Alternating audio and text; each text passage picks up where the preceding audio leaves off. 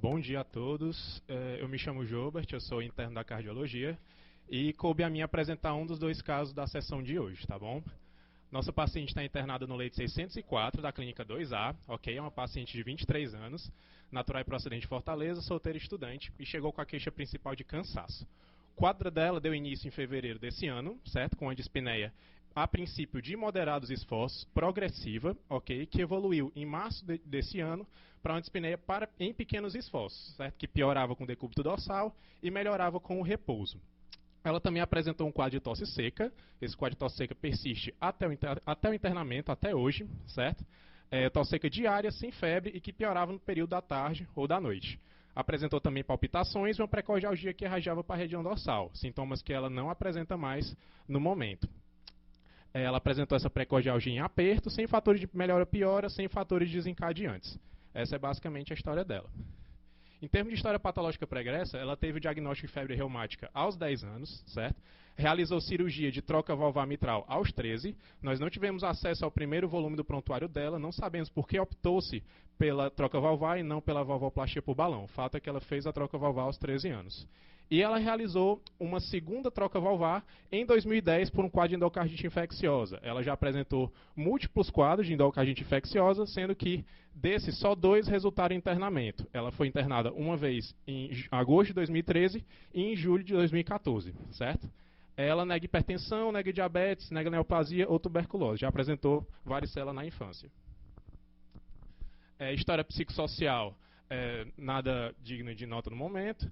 Ela nega tabagismo, etilismo ou uso de drogas ilícitas. Ela é filha única, os pais são rígidos e saudáveis, sem história familiar de doenças cardiovasculares ou neoplasia. Ela fazia de medicação AS, 100 mg dia, faz uso da penicilina benzatina, 1.200.000 unidades a cada 21 dias, faz também a espironolactona, 25 mg dia, e a furosemida, um comprimido meio ao dia, 60 mg por dia. No internamento, ela está fazendo, além das mesmas medicações, além disso, o atenolol, 50 mg dia. Ela está prevista para fazer a dose do benzetacil no dia 19 de maio. Na admissão, que foi no dia 25 de abril, ela referia uma hiporexia, uma perda de peso não mensurada, certo? Mas que ela mesma não valoriza muito. Ela também apresentava uma dispneia aos médios esforços, uma dispneia paroxística noturna, e queixava-se, pelo menos na internação, de um edema em membros inferiores, que piorava à noite. Edema que ela não apresenta e não se queixa mais. Na admissão, ela tinha esses parâmetros, né, uma frequência cardíaca de 92, uma frequência respiratória de 20, sem mudança do padrão respiratório, certo? Não detectamos uma mudança importante do padrão respiratório. E ela tinha uma pressão arterial de 10/6. Ela faz ocasionalmente 9/6, certo? Fica sempre nessa faixa. Em relação a alterações no exame físico, né, ela apresentava um sopro diastólico, 2 cruzes em 6, predominantemente no foco mitral. Não apresentava outras alterações. Não tinha trusência jugular, não tinha refluxo hepato-jugular, sem edema de membros inferiores ou outros achados. Levantou-se como hipótese diagnóstica para ela uma insuficiência cardíaca congestiva de causa valvar, né, no caso por uma estenose mitral. Ela trouxe para a gente alguns exames pré-internamento, certo? Esse exame de junho de 2014, o eco transesofágico, foi do internamento dela por endocardite, certo? Foi evidenciada aqui a vegetação ventricular de 1,9 por 0,49 e uma calcificação no folheto anterior da válvula mitral. Certo? Foi revisado e viu-se uma área valvar mitral de 1,5 cm² com um gradiente pressórico de 13 milímetros e uma pressão da artéria pulmonar de 45 milímetros de mercúrio. Outro ecocardiograma do dia 12 de fevereiro, viu-se uma área valvar menor do que a anterior, certo? Uma estenose mitral progressiva, o mesmo gradiente pressórico com uma leve melhora da pressão da artéria pulmonar, né? Além da mesma calcificação móvel, só que no átrio esquerdo dessa vez. Esse aqui era um hemograma dela do internamento passado, ok? Esse aqui é o eletro dela no internamento. Ok? Os senhores querem fazer alguma consideração? Ok. Esse é o eletro dela mais recente, do dia 9. Os senhores querem fazer alguma consideração a respeito? É porque está gravando, professor. tudo bem. Mas ele foi laudado como normal, certo? Não sei se ele realmente está. Você concorda que está normal?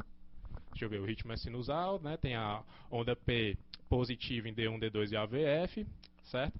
Uma frequência cardíaca ocupando lá 3 quadradinhos e meio.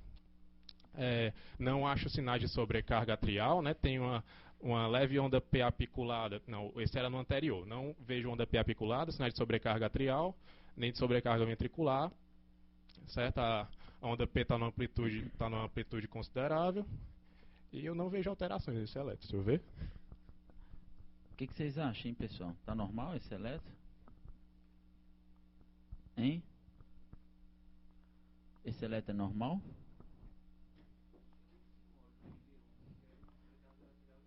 Pronto, então, primeira coisa é que você vê que a onda P em V1 tem um componente negativo importante, né? Sugerindo sobrecarga atrial esquerda. O que mais?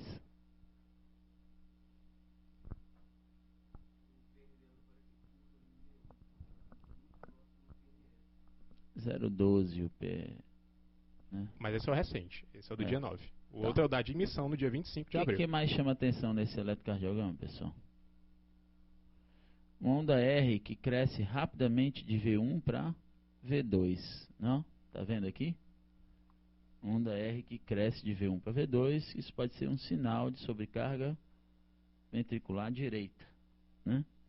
Então você vê que o R é pequeno em V1 e rapidamente ascende para V2, então isso pode ser um sinal de sobrecarga ventricular direita, ok? Vamos lá. Mas e no outro, se eu ver Mesma coisa, ó. Se você olhar, esse aqui também tem a mesma coisa, tá? Certo. Ok? Radiografia do tórax, interprete aí. Pronto, raio-x de tórax, né? A gente pode ver que está um pouquinho rodado, tem um sinal aqui de hipertrofia do átrio esquerdo, certo? Que mais? Tem uma leve cardiomegalia e eu não acho outras alterações. Tem um aumento leve da trama vascular. Não vejo outras alterações. Então, alguém quer falar aí? Tá normal, pessoal, essa radiografia? Que borda é esse aqui, pessoal? O que é isso aqui? É o sinal duplo contorno? Não, o que é isso aqui? Então, vê lá, uma radiografia do tórax está relativamente bem centrada, bem inspirada, o grau de penetração parece adequado, né?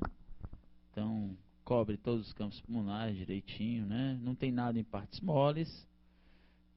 Realmente parece ter uma certa inversão da trama vascular, né? Você vê esboços de vasos até a periferia e com um certo grau de cefalização, que sugere hipertensão venocapilar pulmonar.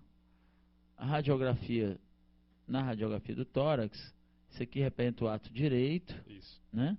Veia cava, aorta, tronco da artéria pulmonar, ventrículo esquerdo, né? Então tem um certo abaulamento do tronco da pulmonar que pode sugerir o quê? Hipertensão pulmonar? Um certo grau de hipertensão pulmonar. Tem um ato direito aumentado, talvez você tenha razão, tem um duplo contorno, talvez tenha aqui um sinal duplo contorno. Quando você vai para o perfil, você identifica um grande aumento do ventrículo direito, olha lá, ó. Representa mais da metade do externo, né? A projeção do ventrículo direito sobre o externo, então isso representa grande aumento do ventrículo direito, o que a gente via no eletrocardiograma, né? Então, a radiografia do tórax é uma radiografia clássica de quem tem estenose mitral, né? Isso é uma radiografia típica de pacientes portadores de estenose mitral, não? Coração em forma triangular, né, com um aumento do ato direito, uma retificação de tronco da pulmonar, o ventrículo esquerdo não aumentado, né, e esse botão aórtico menos saliente, né. Então, essa é uma radiografia do tórax que todo mundo que examina tem que lembrar de estenose mitral. E o perfil também, né, um grande aumento do ventrículo direito. Pode mostrar os outros exames. Pronto, aqui o hemograma do internamento, certo? Ela apresenta uma leucocitose de 2.300 sem desvio, certo? Começou com 9.800 de leuco, agora está com 12.000, mas sem nenhum sinal clínico de infecção, sem febre, sem taquicardia ou queixas álgicas. Pronto. essa aqui é uma parte da bioquímica dela, certo? Função renal normal, uma hiponatremia assintomática, ok? Um potássio limítrofe, ok? Um PCR de 2,11 mantém sempre nessa faixa. Realizou aqui no internamento um ecocardiograma transesofágico, certo? Que mostrou um aumento do volume do átrio esquerdo, uma área valvar de 1,1, certo? Que chegou a uma das provas da radiologista de 0,9, chegou a área valvar dela, um gradiente pressórico de 14, uma pressão sistólica da artéria pulmonar de 36. Não foi evidenciado nenhum trombo, certo? Nenhuma massa, nenhuma calcificação, mas foi evidenciada uma redução do fluxo da auriculeta esquerda, podendo ser sugestivo assim, uma predisposição a trombos, por assim dizer. Essas são as imagens. Dá para ver aqui o folheto anterior levemente espessado. Pois não. Você tem ecotrastorácico não? Só tem o transesofágico? Bom, no ecocardiograma transesofágico, nós temos aqui que o esôfago fica para cá, então a câmara cardíaca que fica encostada no esôfago é o átrio esquerdo, que é essa câmara aqui. E a gente observa aqui o que chama de contraste espontâneo. Significa significa estase sanguínea, né? Como ele falou, é uma alteração que predispõe à formação de trombo. Aqui estão os folhetos da prótese biológica mitral. Pode passar. Então, aqui a gente vê o apêndice atrial esquerdo. É muito importante, em pacientes que têm prótese da válvula mitral, se procurar por trombo no apêndice atrial esquerdo. O trombo no apêndice atrial esquerdo, quando presente, ele só é identificado em 10% dos ecocardiogramas transtorácicos. E é identificado em praticamente todos os exames no ecocardiograma transesofágico. Então, a gente vê bem aqui a ponta aqui do apêndice atrial esquerdo, mostrando que não tem trombo, tá? Tá bem elucidativa aí a foto. Aqui é um ecocardiograma transtorácico, deve ter sido feito antes do transesofágico. Então, esse aqui é uma janela apical, um corte de 4 câmaras. As câmaras esquerdas estão à direita e vice-versa, os átrios estão embaixo, os ventrículos estão em cima. E o átrio esquerdo aqui foi medido em 63 ml por metro quadrado de área. O volume de 63 ml por metro quadrado. O volume normal é até 28 ml por metro quadrado. Então, aumento significativo do átrio esquerdo. Não está muito nítido. Então, voltando agora para o ecocardiograma transesofágico, essa posição que a gente vê aqui é uma posição análoga ao apical de 4 câmaras do transtorácico. As câmaras esquerdas continuam à direita e vice-versa. No entanto, agora os átrios estão em cima e os ventrículos estão embaixo. Essa é a posição anatômica. O paciente está de frente para nós, o que é as câmaras direitas dele estão à nossa esquerda e vice-versa, os átrios em cima, o ventrículo embaixo. Posição anatômica. Estudo dos fluxos pelo sistema Doppler colorido, mostrando aqui um aumento da velocidade do sangue através da prótese, caracterizado por essa mistura de cores, por esse mosaico de cores. Isso acontece quando tem uma velocidade, um fluxo de velocidade aumentada, como ocorre no indivíduo que tem uma prótese valvar com diminuição da abertura, que é o que acontece com essa paciente. Isso. Então, as câmaras esquerdas aqui, átrio esquerdo, mitral, a prótese biológica mitral, aqui os folhetos dela, o átrio direito, o ventrículo direito, mostrando aqui um refluxo tricúspide, caracterizado aqui por azul. Voltou aquele mesmo corte lá, só que agora a gente vê duas cavidades, átrio esquerdo, prótese biológica mitral, ventrículo esquerdo. A mobilidade dos folhetos parece normal, pode passar. Tem uma... Aqui era para mostrar que a mobilidade do folheto anterior é levemente menor que da posterior, só que não está bem evidente. Pronto, a paciente segue clinicamente estável, certo? Com melhor estado geral em relação à admissão, mas refere persistência dessa dispneia, inclusive em repouso, e da tosse seca, né? Discussão, foi feita a indicação cirúrgica pela disfunção protética, certo? E também pela redução da área valvar mitral em relação ao ano passado, ok? Com estenose mitral moderada grave com sintomas. E a discussão é se a prótese a ser operada vai ser a biológica ou a metálica, sendo que nós temos duas considerações. A família rejeita a prótese metálica, ela tem pelo uso da anticoagulação, e a paciente mostra-se indecisa em relação ao desejo de engravidar, de manter a prole. Basicamente isso. Bom, trata-se de uma paciente jovem, né, com 2 cirurgias prévias, né, de doença reumática, com disfunção de prótese biológica, né, uma disfunção que cursa com estenose e que tem classe funcional 3 para 4 de CC, né? Muito sintomática. Depois que internou, a minha impressão é que melhorou do ponto de vista clínico, né? Ela relata que melhora da dispneia, talvez a dispneia agora seja os moderados esforços. Um ecocardiograma com a área estimada em 1, né, Ricardo? 1.2, né, centímetro quadrado. E aí tem duas discussões aqui. Essa doente deve ser submetida a nova troca valvar, espera um pouco, ou e que tipo de procedimento nós vamos fazer? Se a gente vai para prótese biológica, prótese metálica, já que essa seria a terceira cirurgia no intervalo de quantos anos? 13 anos, né? Roberto Cleides, quer falar?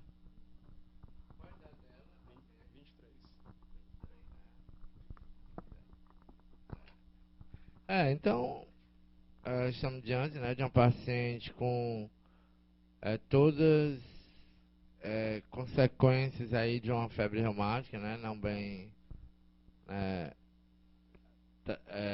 tratado, com suas complicações, né, já a segunda cirurgia. Então, é complicado assim em relação a uma terceira cirurgia, né, que ela é jovem, 23 anos, mas eu vejo a necessidade por conta dessa descompensação, né? Mesmo que não seja agora, mas eu acho que vai só ser postergado por pouco tempo, na minha opinião. E eu acho que seria assim interessante a prótese metálica no momento para ela, porque a terceira cirurgia já para ela vir para uma quarta cirurgia, eu acho que a prótese deveria ser bem conversada com ela, com a família, e pensar na possibilidade de uma prótese metálica dessa vez agora. Porque a biológica vai ter a quarta cirurgia posteriormente e ela não tem nem a certeza, né, de que quer engravidar, mesmo que ela queira, eu acho que se permite pelo menos uma gestação, né, em vigência de prótese metálica, tendo cuidado do acompanhamento e tudo. Agora resta saber se ela tem condições, né, sociais, econômicas, culturais, geográficas, alguma coisa desse tipo, para usar o Marevan de uma forma correta. Ela mora aqui em Fortaleza? Isso. Né? O nível de educação dela, assim... Pois é, professor, é uma paciente complicada, certo? No ponto de vista psicossocial, ela já teve um histórico, inclusive, de ter fugido do hospital, certo? Seria realmente complicado para ela fazer a adesão típica ao tratamento com Marevan. Então, nesse caso, se a probabilidade não é pequena dela fazer uma adesão correta, então, nesse caso, biológica, então. Mais uma biológica.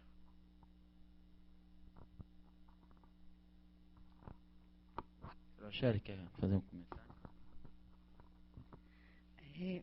Eu concordo plenamente com o que o Dr. Roberto falou, né? Uma terceira cirurgia numa menina de 23 anos, uma prótese metálica seria o mais adequado. Realmente, a Tatiana ela é uma paciente complexa porque ela é filha única, né? A mãe parece ser realmente muito superprotetora, aquela coisa que cede muito às vontades dela. Numa dessas sumidas dela, ela estava em franca endocardite infecciosa.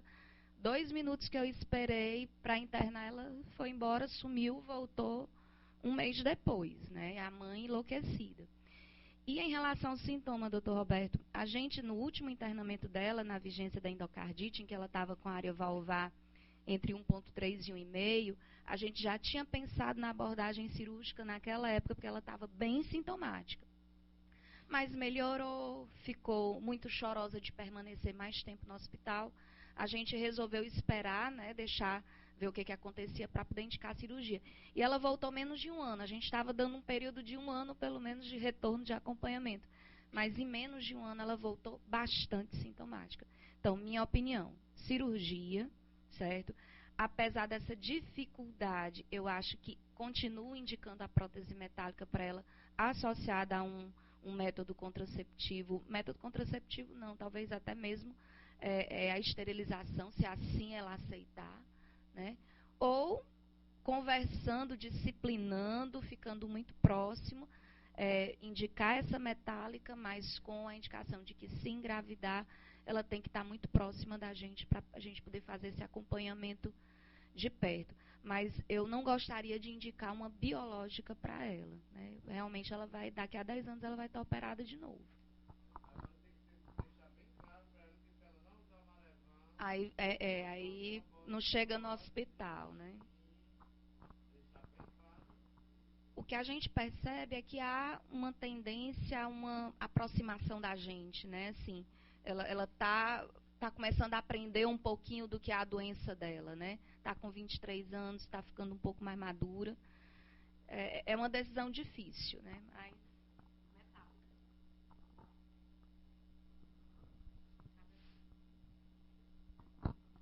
Sou Ricardo.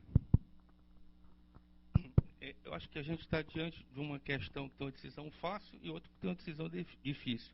Em relação à conduta, eu acho que a decisão é fácil, porque paciente sintomática, com área da prótese reduzida, está indicada a cirurgia. Agora, em relação à prótese, acho que comporta os dois tipos de argumento. Eu tenderia para uma prótese biológica, devido à condição socioeconômica da paciente, sua condição desfavorável, tem antecedentes aí de acompanhamento com dificuldade. O vejo de problema da prótese metálica é que quando a paciente sabe que está grávida, já passou um mês de gestação, né? Passou um mês de gestação, você está usando varfarínico, que é teratogênico. Então, assim, mesmo sabendo que ela precisará de nova cirurgia, assim, com o atenuante de que as próteses biológicas atuais tendem a ter o dobro do tempo de duração que tinha as próteses biológicas na época que ela colocou, né? As próteses biológicas que são colocadas hoje, se supõe, não sei se tem, o Roberto pode até me responder, se essas próteses biológicas modernas, Roberto, tem tempo, porque os cirurgiões dizem que elas duram até 18 anos, né?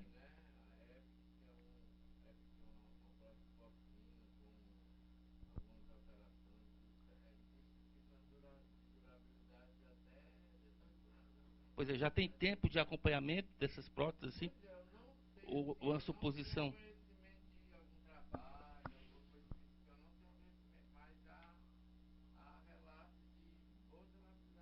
Uhum.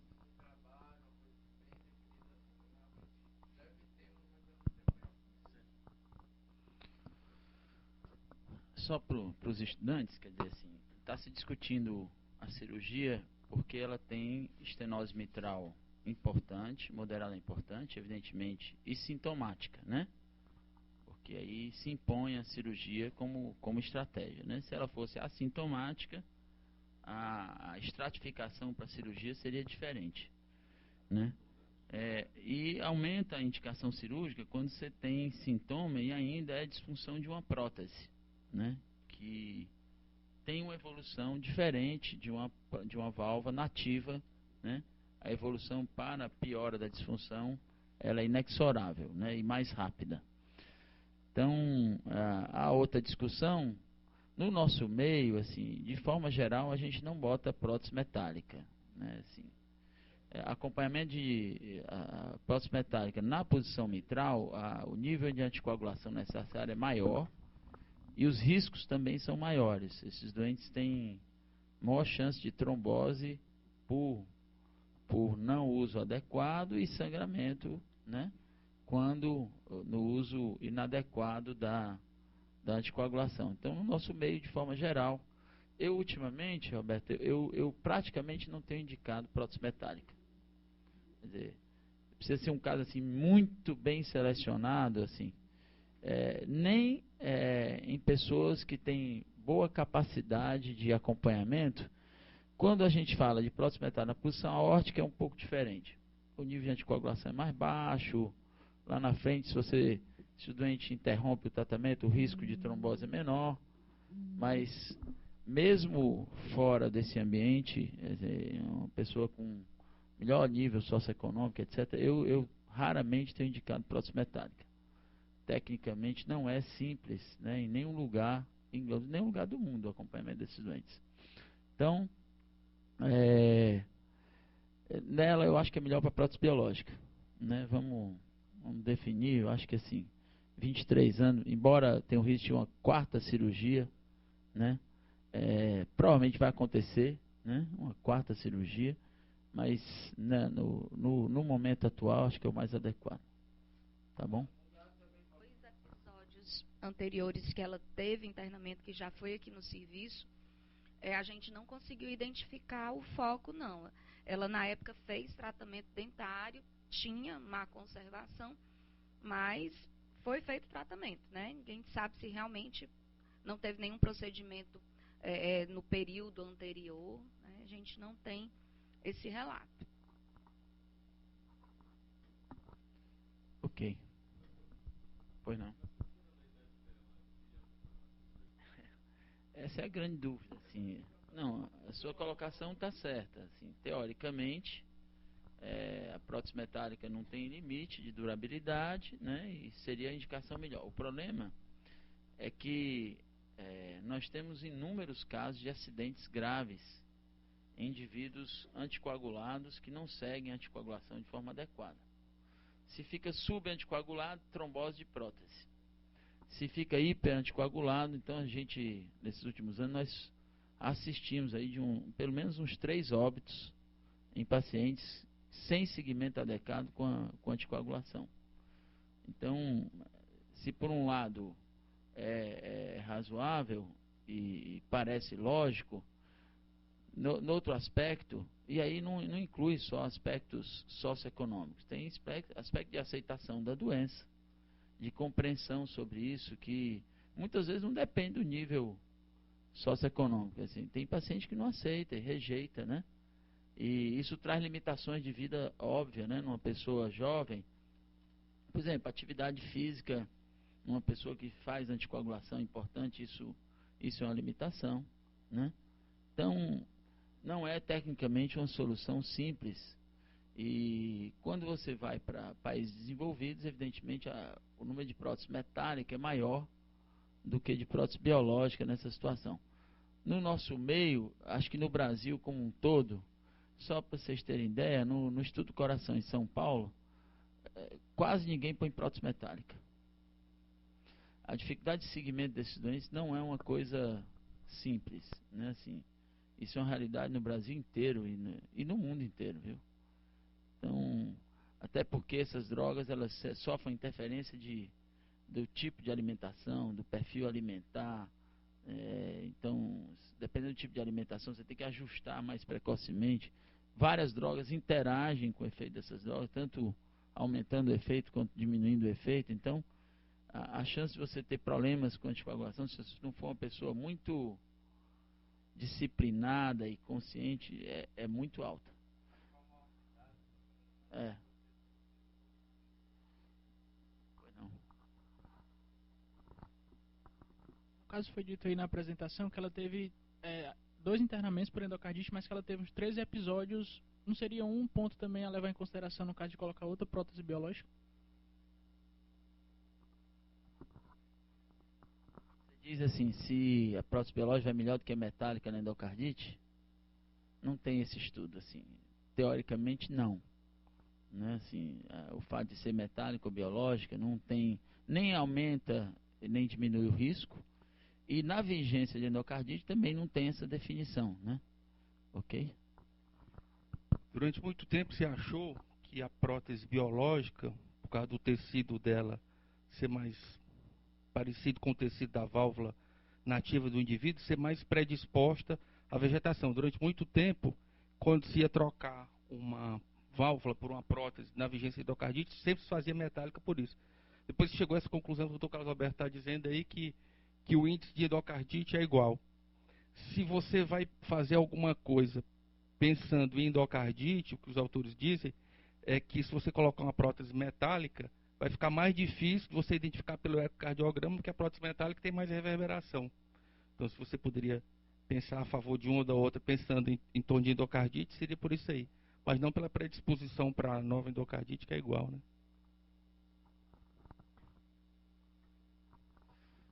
Acho que na nossa realidade, acho que pode não ser o ideal do ideal. Quer falar alguma coisa? Eu acho que vamos indicar prótese biológica para ela. Acho que nós não temos outra condição. Isso é interessante para vocês alunos verem, assim, que quase tudo em medicina é preciso fazer um estudo de bom senso, né? E muitas coisas em medicina, especialmente em cardiologia, as coisas precisam ser consensuais. Então, o conceito de time para discussão de algumas coisas advém, primeiro, de um conhecimento maior da fisiopatologia e da história natural das doenças que nós passamos a ter. Isso fez suscitar uma série de dúvidas de definição de estratégia que são comuns no dia a dia de quem exerce essa profissão. De praxe, a gente usa também a presença do cirurgião para tomar essa decisão. O cirurgião é fundamental na estratégia a ser discutida, porque é ele quem executa o ato e tem detalhes técnicos, né, que são importantes na decisão. Até porque ele pode tomar essa decisão também dentro do ato cirúrgico, né, quando na hora da visualização do grau de destruição do anel e daí por diante, tem outras implicações técnicas. Então, nem tudo é consensual. E se vocês forem ler as diretrizes ou os guidelines, vocês vão ver lá que quando se trata de estenose mitral, mesmo a gente sabendo de alguns índices prognósticos, por exemplo, a gente sabe quando tem trombo, quando faz fibrilação atrial, quando tem hipertensão pulmonar, né? O prognóstico da evolução da estenose mitral é pior, né? E esses doentes, se não operados, eles têm uma sobrevida curta, né? Em média 3 a 4 anos, quando ele tem esses 3 sinais. Mas, independente disso, assim, as coisas, o nível de evidência da terapêutica é baixa, até porque a gente não tem, você não pode fazer estudo comparativo com esse nível de gravidade. Já comecei, comecei na sexta-feira. Na outra também? Basicamente, assim, eu acho que nesse tipo de caso, o que é que eu tenho feito? Primeiro, eu dou amiodarona em todos. Todo doente valvar, eu faço amiodarona pré-operatoriamente, né? Todos. Porque a chance de FA no pós-operatório é muito alta, né? Acima de 20% desses indivíduos vai fazer fibrilação atrial, isso retarda a alta hospitalar e daí por diante, né? Eles fazem de praxe, né, Alberto? Assim, fazem de praxe, eles vão lá e... Agora, muitos desses doentes têm fibrilação atrial paroxística, você nem nota, né? Assim, eles entram e saem com um ato desse tamanho, não é... Saiu um trabalho no New England, se não me engano, tem umas 3 semanas de correção da fibrilação atrial durante o ato cirúrgico. Não sei se vocês viram, eu ia trazer, até por coincidência, né? Com custo-benefício baixo. Em termos, um ato muito remodelado, então esse tipo de doente, que um ato é muito remodelado, a chance de você mantê-lo em ritmo sinusal é baixa. Então, a gente sempre tenta agora, daí para tentar com tratamento farmacológico é diferente de mais um procedimento. Eu tenho dado, eu acho que de praxe a maioria das pessoas do mundo tem usado profilaxia da fibrilação atrial, né? Em geral, a recomendação, eu acho que nesse caso sim. A recomendação como prevenção de FA são 3 meses, né?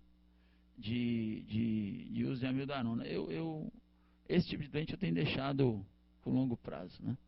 Tem ato remodelado, né? A chance de FA é muito alta. Bom dia, pessoal. Então, meu nome é Paulo, sou interno aqui da UFCI 2. Apresentar esse caso aqui que o professor Cabeto pediu para a gente trazer para a sessão.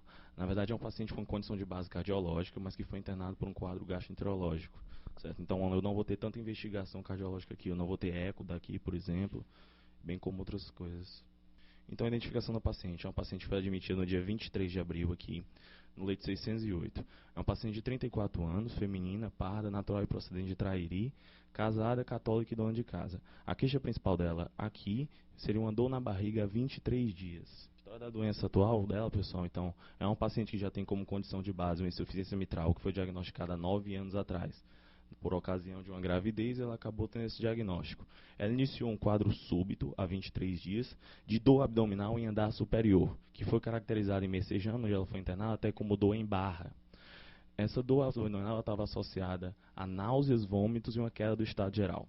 De 2 a 3 dias depois, ela evoluiu com febre agora associada a calafrios, uma piora do quadro de vômitos e agora aparecimento de icterícia.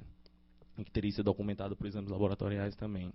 Teve um único episódio de síncope sem aparente fator causal e notou desde o início do quadro uma urina que, como ela mesma fala, cor de abóbora, sem alteração na cor das fezes. Foi internada no hospital de Messejana por 9 dias, com hipótese diagnóstica de colecistite, foi talvez colangite associada, foi iniciado o ciprimetro, sendo a posteriori transferida para esse hospital, por ser acompanhada aqui pelo Dr. Rochelle também. História clínica, continuando, pessoal, de HPP de positivo, ela só tem uma cesárea e uma posterior da laqueadura tubária, que foi há 5 anos já. De medicamento que ela faz uso, ela chegou com o carvedilol na dose de 12,5 mg de 12 em 12 horas, uma losartana que ela fazia somente 50 e furosemida 40 mg dias. De alergias medicamentosas, ela tem um passado de racha após uso de fluconazol e sequinidazol. É uma paciente que mora em casa de alvenaria, com boas condições hidrossanitárias, mora num sítio e tem contato constante com animais. De história familiar, nada positivo, pai, mãe e filhos todos saudáveis, assim como irmãos. De IOA, só aquela urina concentrada, amarela escurecida que foi falado na HDA. Exame físico. É uma paciente que se apresentava com bom estado geral, vigil, ictérica 2 cruzes e hipocorada 2 cruzes. Um Glasgow de 15. Não tinha linfadenomegalias, não tinha tireoide. Tinha tireoide normal palpável. E aí vem ritmo cardíaco regular em 2 tempos, que na ausculta do professor Cabeto, ele viu um estalido de abertura, com bolhas hipofonéticas, um sopro sistólico 2 cruzes em 6, predominante em foco mitral, e um diastólico associado com 3 cruzes em foco aórtico acessório, ambos sem irradiação. A ausculta pulmonar dela não está descrita aqui, mas não apresentava alterações, sem sinais de congestão. Um abdômen plano e flácido, com ruídos hidroaero presentes, dolorosa palpação de hipocôndrio direito, sem visceromegalias palpáveis, timpânico à percussão, assim como o espaço de Traube também timpânico, sinais de Murphy e curvasia negativos. Tinha pulsos periféricos palpáveis, não tinha adenocianose e tempo de enchimento capilar era normal, normopefundida. O exame físico da admissão, o exame neurológico, se restringiu a força e reflexos, que foram sem alterações. Exames complementares que ela trouxe para a gente. Ela já chegou com um eco lá de Messejana, então não foi feito agora, nesse internamento aqui no hospital. Esse eco apresentava dilatação importante do VE, com um volume de 86,6, o professor Ricardo já falou o volume normal. Uma dilatação discreta do VE, uma fração de ejeção teoricamente normal, de 60%. Lembrar que a gente está falando do paciente com insuficiência mitral. Insuficiência mitral importante, e foi caracterizado nesse eco, na verdade, uma dupla lesão, com estenose mitral moderada, caracterizada por uma área valvar de 1,4, um gradiente máximo de 10 milímetros, e uma pressão sistólica da artéria pulmonar de 34 milímetros. Posso passar? Só algumas informações adicionais, vê-se claramente que a imagem não está torta, mas aqui o diâmetro do átrio esquerdo tinha 55 milímetros, no qual o valor de referência era 40 milímetros. Então, foi realizado ainda no hospital de Messejana um ultrassom abdominal. Foi solicitado também um TC que não deu tempo de fazer devido à transferência para cá, que evidenciou uma vesícula biliar de topografia normal. À época, paredes finas. O ultrassom endoscópico mostra outra coisa. Apresentando múltiplas e diminutas imagens hiperecogênicas, móveis, em terço inferior. Vias biliares intrahepáticas dilatadas, colédoco dilatado. Ele não diz aqui o tamanho. Paredes hiperecogênicas. Conclusão: colecistopatia litiásica com sinais de colangite. Foi iniciado o ciprometro, fez 9 dias em Messejana, concluiu os 14 dias aqui no hospital. Exames laboratoriais da admissão aqui, que ela trazia do dia 17. Sem alterações na hematimetria, só um VHS de 120 milímetros, função renal normal, com eletrólitos também normais. O mais importante, então, um TGO de 200, um TGP de 371, bilirrubinas totais de 2,62, as custas principalmente de direta, 1,53, 1,09 de indireta. Um TAP-TTPA praticamente normais. Então, a evolução da paciente aqui no hospital, ela evoluiu com o melhor do estado geral. Não teve febre em nenhum momento neste internamento. Só teve um único episódio que caracterizamos como cólica biliar. Teve dor em hipocôndrio direito associada a náuseas depois de um café da manhã, um desjejum. Ela apresenta de sintomatologia de base só uma dispneia, os grandes esforços que ela caracteriza depois de lavar um tapete muito grande, nas palavras dela. Concluiu aqui o esquema de Ciprimet por 15 dias, evoluiu com o melhor dos exames laboratoriais, principalmente TJ, TGP, bilirrubinas totais, fosfatase e gama-GT. E nós solicitamos o parecer da cirurgia geral já na admissão e anestese, na verdade os colegas do mês passado. Então a cirurgia geral sugeriu uma CPRE, por conta do achar no ultrassom endoscópico, que eu vou mostrar agora, e uma posterior colecistectomia.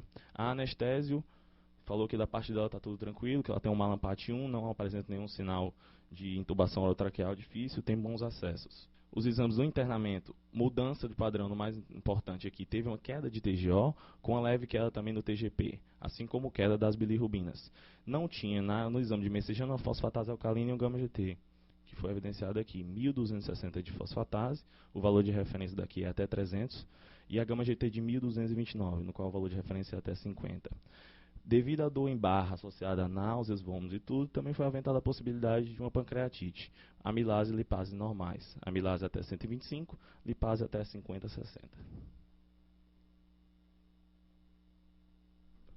Já coloca aqui o ECG, alguém quer comentar? Pois não. Vocês sentiram firmeza aí? Então, seguindo, eu tenho uma sequência, né, eu acredito que a maioria dos livros coloca assim. Começando pela frequência, a frequência, nós já temos uma dica aqui que está em 70. Para mim, parece um ritmo regular. Um ritmo regular e sinusal. Cada onda P eu vejo um QRS associado. Por que eu digo que é sinusal? Eu tenho um D1 e derivações inferiores positivas com um AVR, uma onda P em AVR negativa. Isso denomina um ritmo atrial alto, provavelmente um ritmo sinusal. Indo para o eixo do QRS, então, a gente tem um QRS positivo em D1 e positivo em AVF. O que diz primeiro quadrante? Primeiro quadrante, também eixo normal. Indo para os sinais de bloqueio, não me parece ter nenhum sinal de bloqueio atrioventricular. Cada P gera um QRS, eu tenho um PR normal. Eu não vejo também sinal de bloqueio de ramo, nem distúrbio de contusão intraventricular, ou talvez bloqueio de ramo direito, ou bloqueio de ramo esquerdo, assim como um bloqueio hemodivisional, também não vejo. Passando para sinais de isquemia, para mim parece um segmento ST sempre normal. Eu tenho ondas T's sempre seguindo o QRS, eu não tenho supras ou infras. E o que a gente esperaria nesse doente? Pode falar. Sinais de sobrecarga, né? Então, sinais de sobrecarga ventricular, eu não vejo índice de Cornell, não vejo índice de Sokolov. Só que eu vejo aqui uma onda P, talvez um pouco alargada e bífida. Principalmente aqui no D2 long, que pode traduzir um aumento de átrio esquerdo. Sem, porém, eu não vejo, pelo menos, professor, um índice de Morris aqui no V1. É isso mesmo. Geralmente a gente vê esse aumento da condução intraatrial aqui em D2, que seria um distúrbio de condução intraatrial, mas geralmente isso ninguém descreve nos eletros, né? Essa alteração aqui, que é exatamente da passagem entre o átrio direito e o átrio esquerdo, você teria pelo feixe de Beckman um atraso da condução, mas aqui um eletro sem grandes alterações, normais. É uma progressão lenta, mas você vê que aqui também não é grande, né? Aqui, como se tivesse um sinal, até não é baixa voltagem, porque você tem aqui o V1 e V2 aqui, mais de 10 milímetros aqui e você tem mais de 5, porque classicamente você tem que ter nas derivações para ser baixa voltagem, menos de 5 milímetros nas derivações periféricas e menos de 8 milímetros, seja em alguma deflexão negativa ou positiva. Passando para frente, então, pessoal, o próximo exame que eu tenho para mostrar é um raio-x. É um raio-x que, a meu ver, não é tão florido quanto o que o Joubert mostrou. Discutindo com os residentes, tanto os da CARD quanto os da clínica, a gente achou que talvez tivesse um duplo contorno aqui, com talvez uma cefalização, mas não algo tão óbvio quanto estava na passada. Vamos lá, radiografia do tórax também bem inspirada, né? Um pouco mais rodada do que a outra, ó. Olha a posição da clavícula aqui, né? Tá certo? Um pouco mais rodada, então tecnicamente um pouco pior. Uma escoliose discreta e a penetração também um pouco maior. Você vê que está rodando, você vê que a transparência pulmonar é assimétrica, né? Então, isso atrapalha um pouco a visualização da área cardíaca. Tem um ventrículo esquerdo, uma área cardíaca global discretamente aumentada. Se você medir o índice cardiotorácico, né, vai dar no limite para superior. Um ventrículo esquerdo que parece aumentado, né, um ventrículo esquerdo que um pouco desviado para a esquerda e que vem e mergulha bem no diafragma. Um lado direito aumentado. Aqui fica difícil ver, mas parece ter um duplo contorno realmente, uma retificação de tronco da pulmonar. Então, sinais de hipertensão pulmonar, sobrecarga atrial direita, ventricular direita e ventricular esquerda. Não tem perfil? Não, professor, o perfil estava de má qualidade, eu preferi não colocar. Ah, bom. Então, a ultrassonografia endoscópica que foi realizada aqui no dia 30, ao final de abril, mostrou um EPA do colédoco visualizado, que foi visualizado desde o hilo hepático até a confluência biliopancreática, media 7 milímetros. A medição da ultrassonografia de messejana media 7,2, alargado. Apresentou também duas imagens hiporecóicas, medindo cerca de 5 milímetros, compatíveis com cálculos, fechando outro diagnóstico. O diagnóstico que a gente já tinha era de coleditise com colecistite. Agora fechamos também coledocolitise. Vesículas biliares de paredes espessadas, medindo cerca de 2 milímetros e apresentando múltiplos cálculos em seu interior. Não foi colocado o diâmetro desses cálculos, professor. Pâncreas e ducto de Wirsung sem alterações. Abril, a despeito de que já fazia em casa losartana, a gente preferiu deixar. Hoje ela faz a CPRE, provavelmente. Então a discussão aqui do caso baseia-se mais em quando são agora. Lembrando então que é uma doente que tinha um gradiente máximo de 10, uma área valvar de 1,4 e sintomas somente a grandes esforços. E, no caso de uma cirurgia valvar, prótese biológica ou prótese mecânica. Bom, essa doente veio para discutir o risco de realizar uma CPRE, né? Que ela tem doença, tem cálculo no colédoco, né? E precisa ser submetida a uma colangepanteografia retrógrada, né? Com provavelmente uma papilotomia, né? Para em seguida discutir a questão da colestectomia, né? Mas primeiro tirar o fenômeno obstrutivo, que foi a causa da complicação infecciosa dela.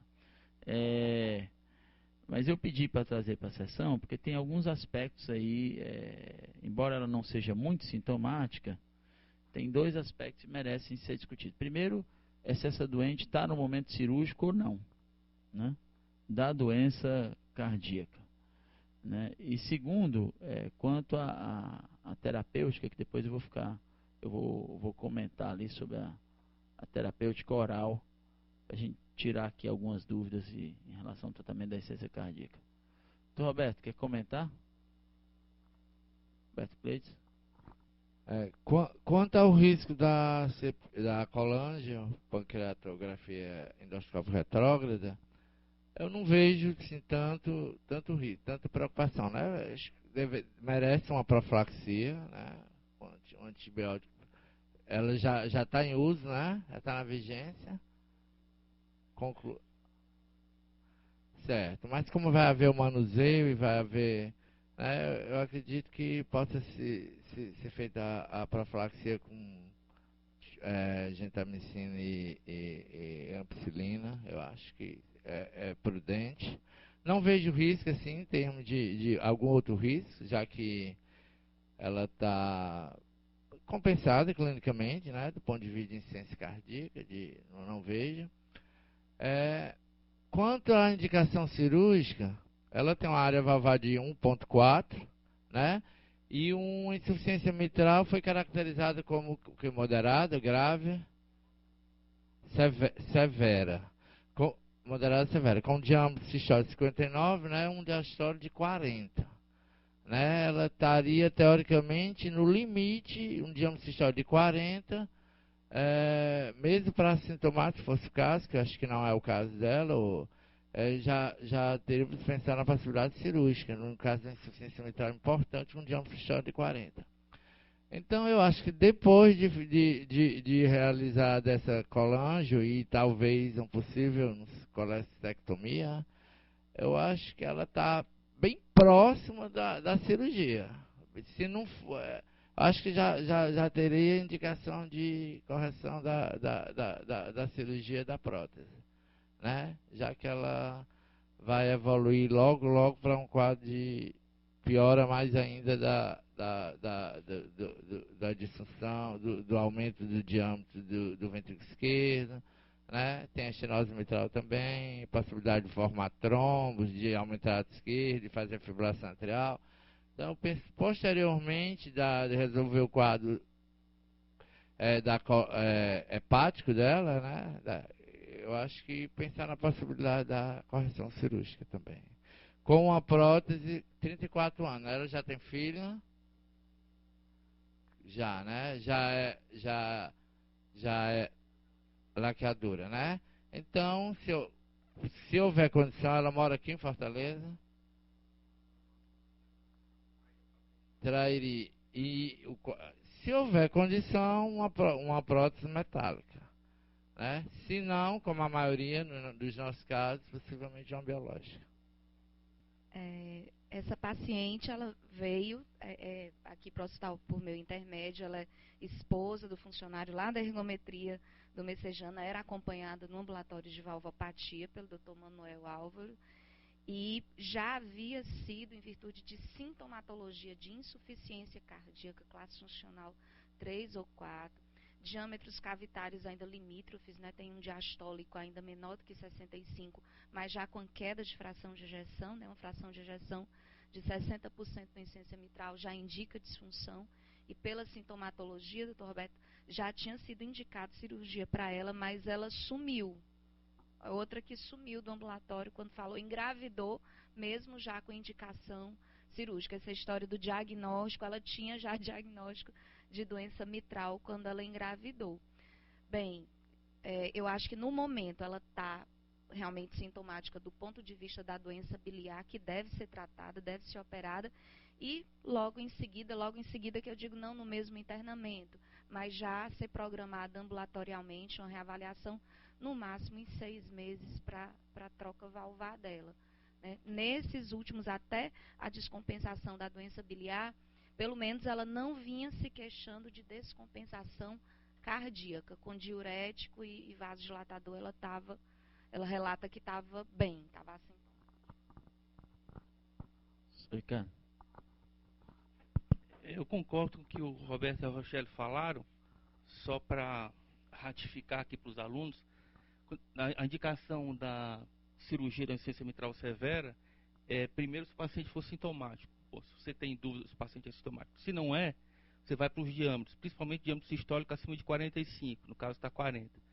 Mas isso se raciocina para insuficiência mitral pura. O paciente também tem uma estenose mitral, pelo menos moderada. Então, na vigência da dupla disfunção da válvula, acho que está indicado cirurgia mesmo, fazer o procedimento do jeito que o Roberto e a Rochelle falaram, vai fazer o procedimento a CPRE e no seguinte oportunidade a cirurgia. Esse doente é classe 1 de cirurgia, né? Assim, a gente precisa só discutir o momento, né? Quer dizer, se ela está sintomática e tem insuficiência mitral severa, teoricamente tem indicação cirúrgica, né? E com dupla disfunção, estenótica e insuficiência, muito mais. Acho que agora é questão de só ajustar a estratégia de tratamento. Na terapêutica, volta aí que vocês estão, nós estamos dando beta-bloqueador, olha lá, inibidor de ECA, né, que está adequado, né, com ação vasodilatadora na ICC, furosemida e beta-bloqueador, né, carvedilol. Eu tenho visto assim, a gente tem beta-bloqueador, uma droga muito boa no tratamento da insuficiência cardíaca, mas ela foi tratada nas doenças com acometimento do miocárdio, né? Os trabalhos são em CC com disfunção ventricular, né? Tem alguns indivíduos com disfunção ventricular leve, né? Mas a maioria é disfunção ventricular severa, e na doença que acomete o músculo cardíaco. Na doença valvar especificamente, os benefícios do uso do beta-bloqueador são baixos, afora no uso do beta-bloqueador na estenose mitral, por exemplo, que nesse caso não é por aumento de expectativa de vida e nada, é um tratamento sintomático aumentando o tempo diastólico. O uso do carvedilol nesse doente, do ponto de vista de consenso, ele não é uma indicação obrigatória, quer dizer, você não precisa usar, né? Não é proibido usar, mas você não precisa usar, né, no tratamento da ICC por insuficiência aórtica ou insuficiência mitral. O uso do vasodilatador sem ter uma disfunção miocárdica severa na doença valvar, eu não sou obrigada a dar. Eu daria diurético para se ele tiver sintoma. Né? Agora, se apresentou queda da fração de ejeção, aí tem que iniciar. Não como mero efeito vasodilatador. Não tem estudo, né, de morte-benefício, retardo da cirurgia, aumento de sobrevida, né? Como tratamento sintomático, tudo bem, né? Acho que outro que vai para prótese biológica de novo, né? Então, a gente espera e trata a doença e depois a gente vai para prótese biológica. Ok? Ricardo quer mostrar?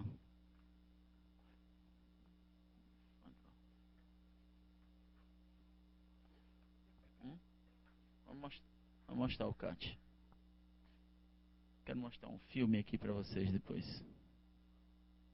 Essa é uma apresentação do Peter Lieb, que é o chefe da cardiologia da Harvard. E parece só um pouquinho. Que é o chefe da cardiologia da Harvard. E volta um pouquinho lá para o índice, por favor. E as apresentações dele são muito interessantes, geralmente com animação. Ele é, além de ser o chefe da cardiologia da Harvard, ele é o pesquisador principal do estudo CANTOS, que nós fazemos parte aqui com a canakinumab, que é um anticorpo monoclonal utilizado logo após uma síndrome coronariana aguda. Então, são filmes bem curtos, a gente pode mostrar são 2 minutos ou 3, um aqui em cada sessão, começando por essa aqui, propriedades básicas das lipoproteínas. Pode passar essa aqui, por favor? Pessoal, bom dia. Meu nome é Thiago, sou Yun. E agora a gente vai mostrar um filme do CAT de uma paciente que está internada aqui há 16 dias. Ela veio com uma história de dor precordial há mais ou menos um ano, associado com dispneia aos pequenos esforços. Ela dizia que quando falava já sentia dispneia e vem evoluindo de forma estável, não vem mais referindo essa dor no peito, nem essa dispneia aqui durante o internamento. E aí foi feito um cateterismo, foi feito também, na verdade já tinha um cateterismo realizado, né? Além do cateterismo ela fez também um eco e também ultrassom com dupla de artérias. Muito bem. E aí no caso ficou só a dúvida, né, de como seria o melhor procedimento para essa paciente, qual a cirurgia ela se beneficiaria mais. Tem 75 anos. Então, hoje ela é oligossintomática, não é isso? Ela tem... Então, paciente de 73 anos, vamos ver lá o estudo. Então, coronariografia pela técnica de Judkins, né? O cateter provavelmente vindo da femoral direita, o cateter está no ósseo da coronária esquerda, né? Em oblíqua direita, tá? A coluna está à esquerda, a ponta do coração à direita. Então, dá para identificar que é um padrão de quem tem doença aterosclerótica, né? As artérias são finas, com uma lesão no terço médio da circunflexa, né? Uma lesão discreta do tronco, né? E na DA aqui, nessa projeção, talvez não seja a melhor projeção para ver, vamos ver outra. Aqui eu vejo melhor a artéria descendente anterior com seus ramos septais, né? E até aqui com lesão, no máximo, ao meu ver, moderada da artéria descendente anterior. Tá.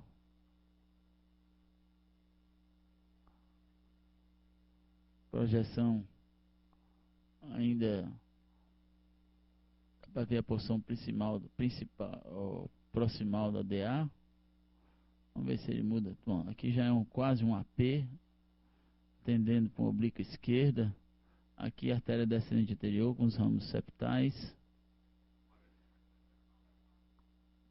Pois é. Você diz lá em cima. Aqui. Pois é. Tem uma lesão de uma diagonal aqui que está subocluída, uma diagonal pequena, né? Tem aqui uma lesão de ósseo importante. E a lesão da DA. Bom, parece eu não. Vamos ver outras imagens.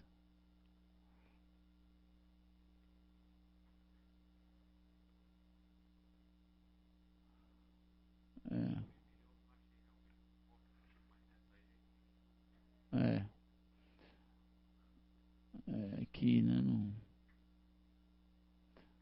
Não sei.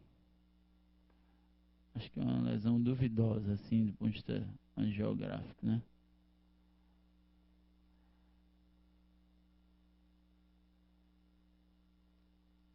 Tem uma lesão proximal, realmente tem uma lesão diagonal. Tem a lesão do terço médio da CX, dá para ver aqui, né? Uma lesão importante. Lesão uns 70%, por aí.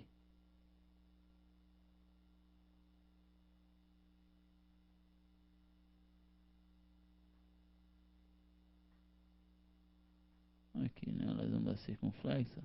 Essa é uma lesão de uns 80%, né? Que vem de diástole, né? Tem que olhar. Bom.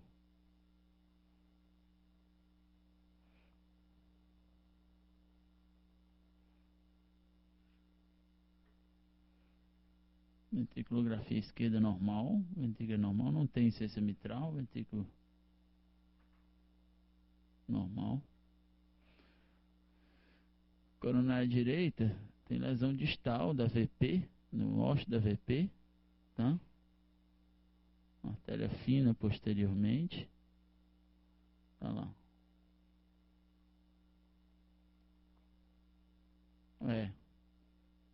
As duas, né? Mais distal, né? Uma lesão distal de coronária direita. Aqui, né?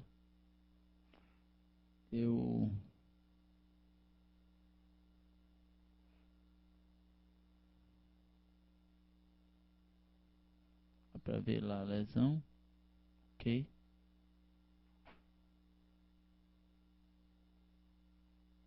Olha lá. Bom. Pedi para trazer, primeiro porque eu fiquei com muita dúvida na lesão da DA. Eu confesso que não. Aí, talvez a imagem melhor seja essa aí, né?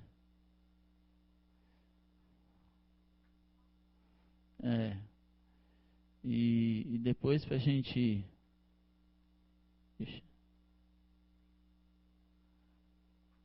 Onde é que aumenta? Bom, tudo bem.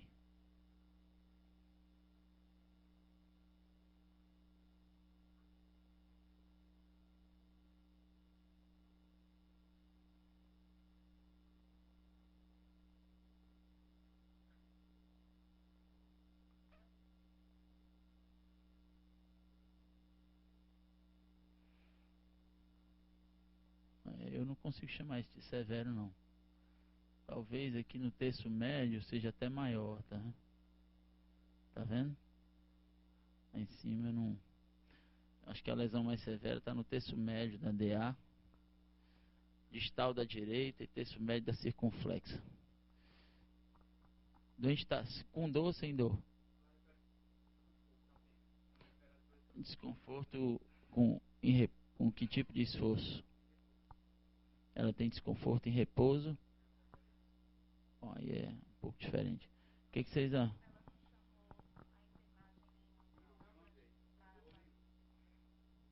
Doutora Rochelle? Bem, terço médio de DA, uma lesão que parece ser mais significativa no terço médio, mas é triarterial. Eu conheço a história dela prévia, no momento ela tá realmente, assim, eu considerei assintomática, ou muito pouco sintomática. Ela é muito ansiosa, né?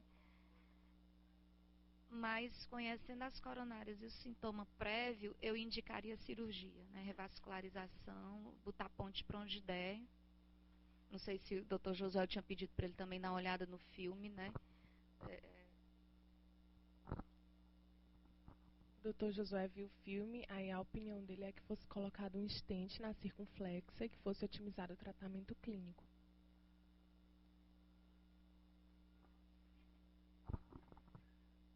Obrigado. Primeiro, Cabeto, eu acho que a gente devia evitar trazer só filme para a sessão. Porque é difícil a gente opinar, né? Sem um eletro, sem história. Os alunos devem ficar perdidos, né? Mostra só um filme assim. Mas, então, paciente, eu acho que é triarterial, lesões severas. Uma das coisas que a gente tem para optar entre o tratamento percutâneo e a cirurgia é pelo score de Syntax, que é o score de complexidade de lesões. O score de Syntax dela não parece ser alto.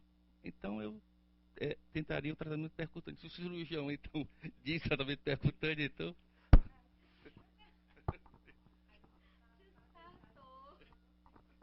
Por que não o tratamento clínico? Hein?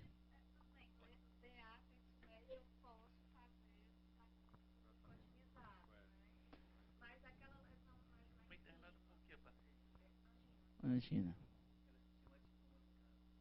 Ela não era tratada, né, adequadamente, né? Não tomava remédio e tal.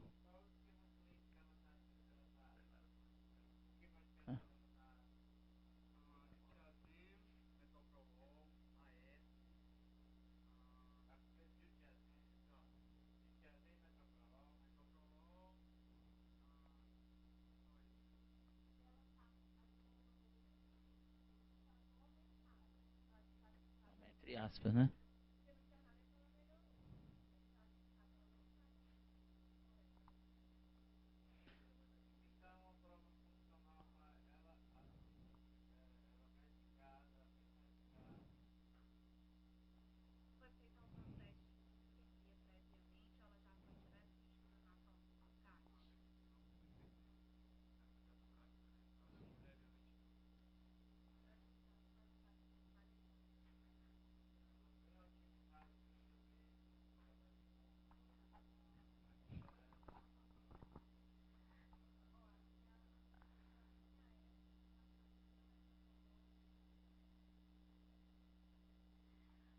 Assim, na minha cabeça, né? Assim, lembrando um pouco aqui da história, né?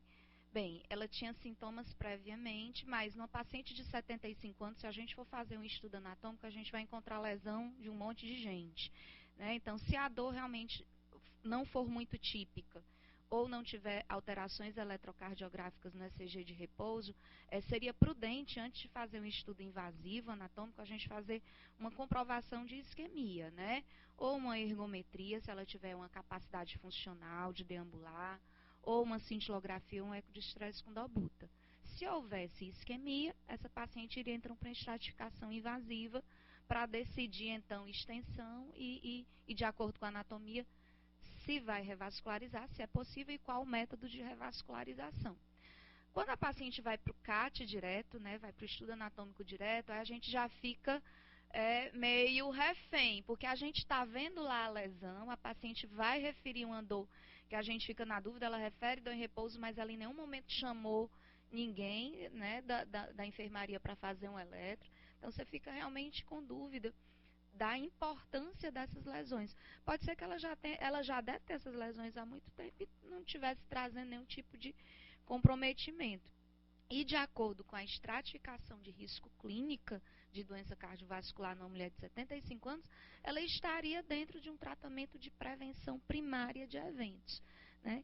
Mais uma vez, vendo essas lesões, apesar de terço médio, se ela fosse sintomática, eu indicaria um procedimento de revascularização cirúrgica. Como o cirurgião disse que provavelmente não é possível, teria que comprovar qual artéria que está produzindo isquemia para poder fazer uma intervenção percutânea. Provavelmente o cirurgião levou em conta o seguinte, a direita distal, o enxerto numa VP lá, talvez tecnicamente não seja tão, a artéria é fina, né, distalmente, essa artéria não tem no máximo 2,5 milímetros, né? Então, A circunflexa não, uma artéria maior e tecnicamente eu acho que mais simples, né? A lesão é curta, né? Concêntrica e o diâmetro da artéria é um pouco melhor. Eu vou dizer, eu vou dizer o que eu faria. Ela teve sintoma, então eu trataria a circunflexa e faria uma prova isquêmica depois, né? Se essa doente ficar sintomática depois, eu trataria percutaneamente a DA, né? Então, trataria primeiro a CX, que é a lesão mais grave, a mais evidente, né? Que está correlacionada com o sintoma, e aí faria uma prova isquêmica depois. Aí, se ela ficar sintomática depois, a gente vai tratar DA, né? Se assim você... Também poderia ser, mas como é uma doente, o que acontece na nossa realidade é que a adesão terapêutica é ruim, né, Roberto? A gente fala em cumprir tratamento clínico, os doentes voltam sintomáticos e não tomam os remédios, né?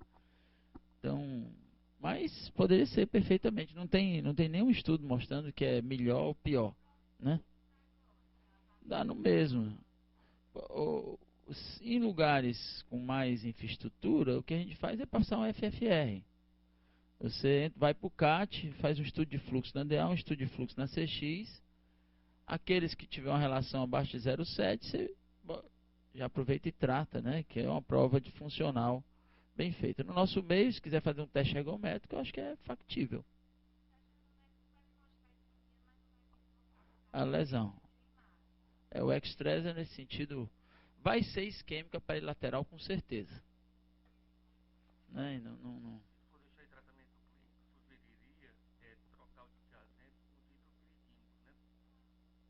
É. Porque essa não é a associação melhor e com o dipirudínico você pode aumentar as duas drogas com mais liberdade, né? Sem ter risco de bradicardia e bloqueio vesicular, né?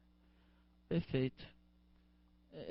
Eu gostei da CX, a gente, né? Se puder fazer um FFR, ótimo. Se não puder, né? Ok?